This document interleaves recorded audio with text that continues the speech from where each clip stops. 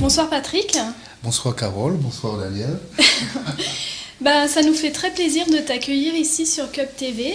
Oui, mais c'est un plaisir partagé. Merci encore de m'avoir convié à passer ce moment fort agréable en votre compagnie. Merci. On est vraiment content que des artistes viennent nous voir en métropole et puissent participer avec nous à notre émission. Tu es venu ici pour faire la promo de ton album.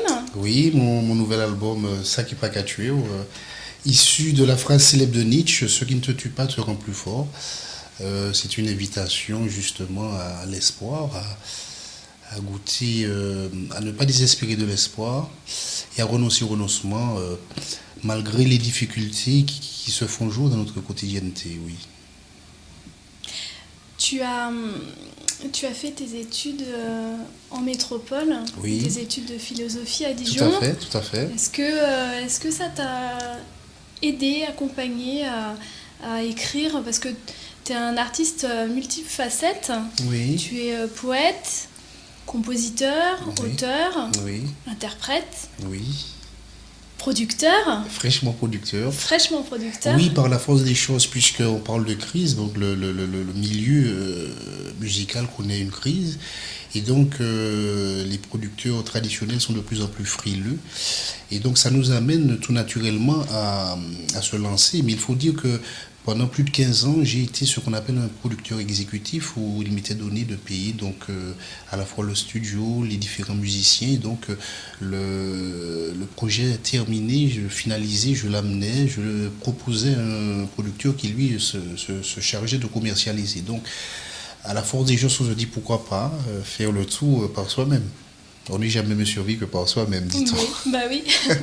Et tes études donc de philosophie, est-ce que ça t'a aidé à écrire Je dirais avant tout que, je crois que ce qui m'a aidé, c'est mon environnement familial. Donc j'ai une mère magnifique qui très tôt m'a donné le goût de la connaissance, le goût du beau. Et donc, à mon époque, moi maintenant, il y a aussi ce goût aussi de la bonne expression. Et donc, j'ai grandi, mais il y a aussi cette prédisposition. J'ai toujours été comme ça, toujours aimé échanger, discuter. Et donc, c'est tout naturellement par rapport à cette éducation qui m'a formé, qui m'a forgé, que je me suis orienté, et de par mon expérience aussi, que ça m'a amené à m'orienter vers cette discipline. Donc on peut parler de prédisposition en ce qui concerne la philosophie. D'accord. Oui. Ta maman, tu nous en as parlé un petit peu, elle t'a fait voyager. Oui, donc c'est une monde. femme merveilleuse à qui je dois tout. Et donc oui, parce que très tôt, par exemple, une chose fondamentale, enfant, elle m'a parlé de l'homme. Elle m'a pas dit l'antillais, elle m'a pas dit le blanc, le noir, l'arabe, non, elle m'a dit l'homme. Et donc elle m'a parlé de l'homme dans sa grandeur, dans sa beauté, mais aussi l'homme dans sa primauté.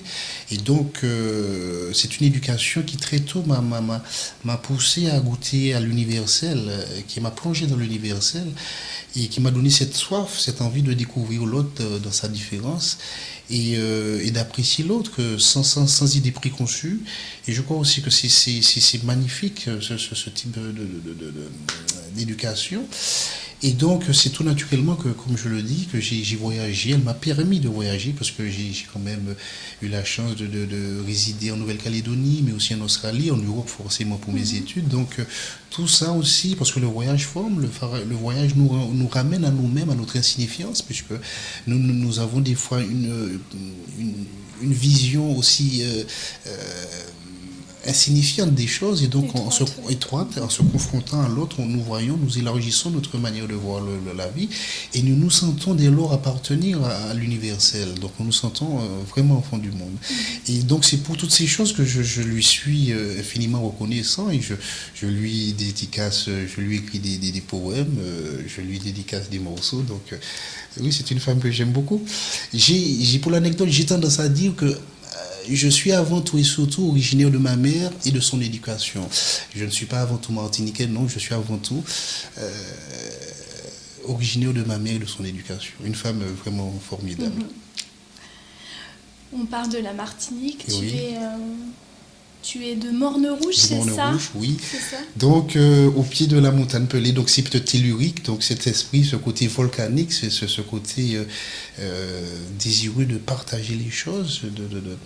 Et donc, là aussi, j'ai grandi, j'ai passé une enfance vraiment où j'ai été choyé certes par ma mère, par mes proches, mais par aussi cette ville, cette commune, et ce pays qui m'a aussi beaucoup à rapporter, donc que je chéris, que j'essaie de promouvoir, notamment à travers mes clips, où j'essaie de mettre l'accent sur la beauté plurielle de ce peuple, de ce pays. Ta carrière artistique a commencé en 1999. Officiellement. Officiellement, oui, parce que tu avais déjà écrit pour plusieurs chanteurs Oui, avant. mais j'étais nègre doublement alors. Oui, parce que en fait, comme je l'ai dit, j'ai été habité très tôt par ces deux disciplines, et donc je me revois environ vers l'âge de 14 ans avec mes textes et mes compositions, et je me suis présenté vers une sommité à l'époque qui était Joël Zabulon, qui était au fait de sa notoriété parce qu'il évoluait dans cette machine à tube qui était le Jérôme Harmonie, et de fil en aiguille, donc il m'a été donné de rencontrer d'autres artistes et d'écrire pour des artistes connus, moins connus, et donc voilà. Et en fait, enfant, on n'a pas un regard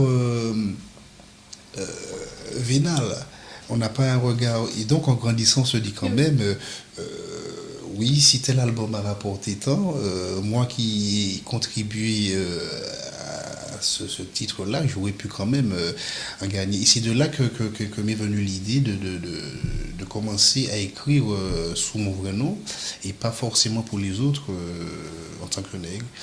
Ce qui a déplu, j'imagine, forcément, puisque les gens aiment aussi cette facilité, mais bon, je crois que ça découle de cheminement, c'est un processus qui vient de la vie, voilà. C'est ton fil à toi, c'est ta ligne de vie. Oui, parce que en fait, comme je l'ai dit, j'étais habité mais très tôt, plus jeune que je me rappelle, mon premier succès, succès entre guillemets, je devais avoir 7 ans, où j'ai entendu qu'un de mes oncles se mariait, donc j'ai toujours eu le réflexe d'écrire, donc je lui ai écrit une lettre, enfin un truc d'enfant qui apparemment a rencontré un succès ça a été lu lors de la cérémonie. Les gens demandaient pleines photocopies, donc c'est quelque chose qui m'a animé toute ma vie durant, donc on peut parler de prédisposition en ce qui concerne ces disciplines. Est-ce que, je sais que tu as rencontré Aimé Césaire en 2001. Oui. Cette rencontre, elle t'a enrichi, elle t'a apporté... Est-ce que c'est quelqu'un qui t'inspire? C'est-à-dire que, comme je l'ai dit, j'ai été habité très tôt par l'écriture. Effectivement, très enfant, dès mon matin d'enfance, Aimé Césaire était pour moi the référence. Et donc, et puis, dans ma tendre enfance, tout ce que je présentais à ma mère, elle lui disait, mais c'est merveilleux, c'est super mon petit chéri. Donc quand même, en grandissant, on se pose quand même la question de l'objectivité de ce genre de compliments. Et donc, c'est de là aussi, par souci d'objectivité par rapport à ce que je faisais, qu'il m'était donné de crier, j'ai eu l'idée de confronter mes créations à mes pairs. Et donc, ça a donné lieu à ce que je sois lauréat de concours international, qui a accouché une première publication, et qui a aussi donné lieu donc à cette entrevue mémorable avec ce monument qui était Aimé Césaire. Je ne sais pas comment on dit ça en français, Koucha. Mais en fait, j'étais quasiment en lévitation devant ce monument. Ça a été un grand moment. Mais Mais en fait, ce que je vais dire à partir de mon expérience, c'est que je vais dire à ceux et ceux qui nous font l'honneur de nous écouter de croire en nos rêves. C'est-à-dire que on peut avoir quel que soit l'âge, parce que je l'ai rencontré, j'étais déjà un jeune adulte, mais j'y croyais encore, quoi. Et donc il faut toujours croire en nos rêves, ne pas laisser la vie nous cabrousser, nous faire renoncer à ces derniers, parce que ils se font jour, tôt ou tard ils se font jour, et ça a été une confirmation. Une belle confirmation, mais que je garde, qui est mémorable. Hein. Pour l'anecdote, il m'a dédicacé un de ses ouvrages, le plus célèbre, Cahier de retour au pays natal. Et bien, depuis ce jour-là, je n'ai fait que couvrir la première page, quoi. Fait celle de la dédicace, c'est pas plus loin. Et je garde cet ouvrage précieusement sous combien de couvertures. Ouais. Et voilà, c'est parce que c'est un homme pour qui j'ai eu une grande affection et que j'ai toujours une grande affection, une reconnaissance aussi, puisque si aujourd'hui nous parlons, nous nous sentons au fond du monde, c'est parce qu'aussi il a, à travers son travail, son œuvre, il a aussi bousculé les choses, il a accouché aussi d'une certaine réalité, il a brisé des murs. Donc nous devons, s'il y a une valeur que nous devons cultiver, nous, dans la vie en règle générale, c'est la reconnaissance pour celles et ceux qui avant nous ont fait quelque chose de grand. Alors, donc ton actualité là en ce moment, c'est donc ton album, oui, qui est composé de 11 titres. De 11 titres, oui. Tu as travaillé avec qui pour pouvoir élaborer cet album? Donc je suis essentiellement auteur-compositeur, donc des 11 titres. Donc j'ai collaboré sur 2 titres avec un ami, un vieil ami, en l'occurrence M. Manuel Nestoré, à la composition donc du titre Volcanique, du titre C'est le bon. Sinon, j'ai toujours voulu garder aussi autour de moi des êtres qui me sont chers, c'est-à-dire des amis, parce que je me sens en sécurité, en intimité. Et donc, c'est des gens des amis avec qui je collabore depuis maintenant une quinzaine d'années, que sont Michael Clinton à la basse, Thierry Vaton au synthé, Béatrice Poulot, et Yveline Comcel, magnifique et talentueuse au cœur. David Chantalou, un ami, vieil ami du lycée Schellcher, Joël Hubert, encore un vieil ami de Saint-Pierre, qui fait un travail de qualité aussi de son côté, qui défend le patrimoine, puisqu'il défend la Biguine. Donc voilà, ce sont Emmanuel Nestori également, comme je viens de le dire. Donc c'est vraiment comme les précédents, mais une réalisation d'amis. Et ça transpire. On sent l'amour, on sent la générosité des uns et des autres sur cet album. Et je ne peux que les remercier chaleureusement d'avoir donné une envergure supplémentaire à chaque titre, de par leur talent, de par leur professionnalisme. Et vraiment, chapeau. Chapeau. Merci à eux.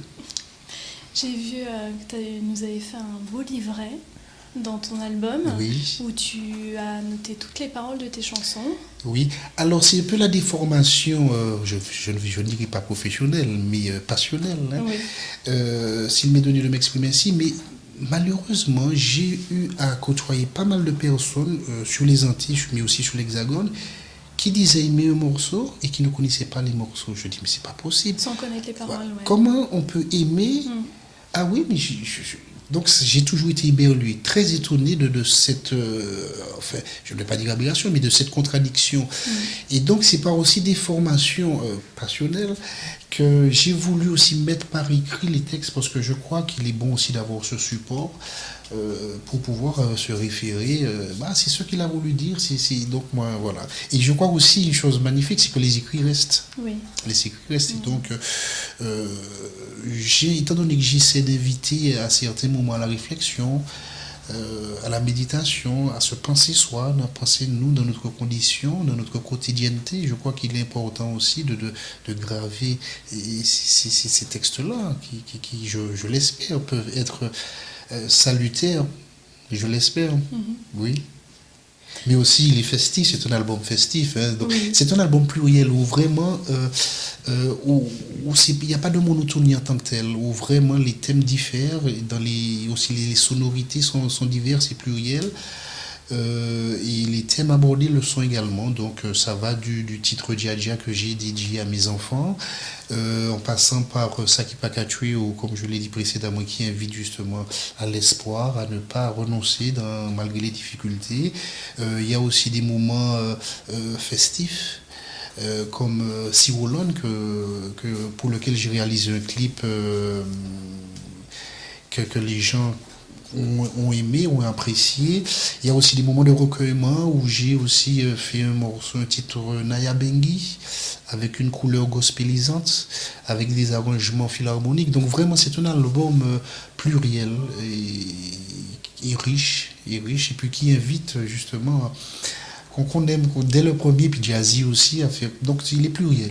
En fait, je crois qu'il est à notre image, parce qu'on est enfant du monde. Hein. Nous, Antillais, nous sommes justement dans ce carrefour d'influence, de civilisation. Et donc, nous avons en nous, naturellement,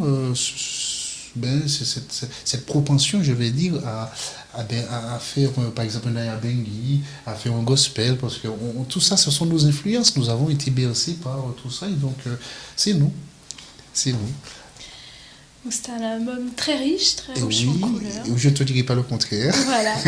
Non, mais les retours qui me viennent, et j'ai voulu aussi, par respect pour moi-même et par respect pour celles et ceux qui me qui m'ont fait l'honneur de se le procurer, je ne suis pas en train de me dire sur quels que soient les autres albums, mais je pense qu'il est bon de permettre qu'on ne soit pas dans une monotonie, parce que bon, on peut penser que certains albums, on a comme l'impression que le premier titre jusqu'au 10e, c'est sensiblement les mêmes sonorités, le même style, la même cadence. Non, je trouve que non, il est quand même bon, parce que nous sommes des êtres pluriels. Bon, des fois nous sommes là, nous sommes calmes, mais des fois nous sommes un peu plus tumultueux, des fois nous sommes répréhensifs. Donc tout ça aussi traduit des instants de vie, des instants, des états d'âme. Donc et comme ils changent, ils ne peuvent pas se ressembler. Donc c'est ce que j'ai voulu traduire, des points de vie que j'ai voulu traduire à travers ces 11 titres. Voilà. Donc on peut se le procurer sur les plateformes de téléchargement. Oui, parce qu'en fait l'évolution tend à cela. Il nous a été donné de parler de la crise que connaît la société, mais donc immanquablement la société du disque, le monde du disque. Et donc effectivement, les producteurs traditionnels sont frileux, les distributeurs deviennent frileux. Donc ce qui nous reste, c'est justement ce nouveau support qui n'est pas, qui est très important, puisque les plateformes de téléchargement nous permettent d'être présents, ce me semble, sur plus de 150 pays de par le monde. Donc c'est phénoménal. Donc s'il fallait des hommes pour faire ça, ça aurait été quelque chose de lourd. Donc je crois qu'il nous faut être en phase avec notre société et avec l'évolution, sans non plus se dénaturer, parce que c'est pas toute évolution qui est forcément positive, mais ce support répond à une attente, d'une part l'insuffisance du milieu, et puis le besoin de l'artiste d'être audible et d'être visible. Voilà. Donc, par le passé, tu as participé à des concours. Oui, donc j'ai eu la chance d'être lauréat de concours international en 2001, ce me semble. Et donc ça a accouché ma première publication, donc Esquisse de l'âme, aux éditions Gribert. Ça a permis aussi que je sois nominé à la International Society of Poets à Orlando. Donc c'est à cette période que j'ai aussi fait cette entrevue avec Aimé Césaire. Donc tout ça a accouché plein de débouchés, plein de rencontres intéressantes et riches. Et donc par la suite, parce qu'on ne s'arrête pas en si bon chemin, on est boosté, on est vigoré.